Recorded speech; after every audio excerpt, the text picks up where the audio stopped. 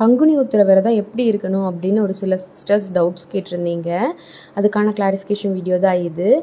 6 நாள் விரதமாக இருக்கணும் அப்படின்னு நினைக்கிறவங்க இந்த ஏப்ரல் 6ஆம் தேதியை கணக்கு வச்சுட்டு 6ஆம் தேதி அதிகாலை எழுந்து குளித்து முருகனுக்கு உகந்த செவ்வரளி பூ செண்பகப்பூ எல்லாம் படைச்சி நெய்வேத்தியமாக ஏதோ ஒன்று வைங்க, சக்கரை பொங்கல் பழம் இந்த மாதிரி ஏதாவது வச்சு நெய் தீபம் ஏற்றி வழிபட்டு வாங்க.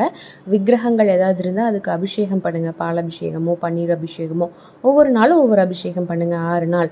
6ஆம் தேதி ஸ்டார்ட் பண்ணிங்கன்னா 11ஆம் தேதியோட கணக்கு முடியும். டெய்லியுமே காலையில் இந்த 6 நாள் காலையிலையும் சாயங்காலமும் தூப ஆராதனை காமிச்சு முருகருக்கு பூஜை பண்ணுங்க. பக்கத்தில் இருக்க முருகர் கோயிலுக்கு போய் வழிபட்டுட்டு வாங்க. பங்குனி உத்திரத்து அன்னைக்கு சாயங்காலத்துக்கு மேலே நீங்கள் விரதத்தை விட்டுறலாம்.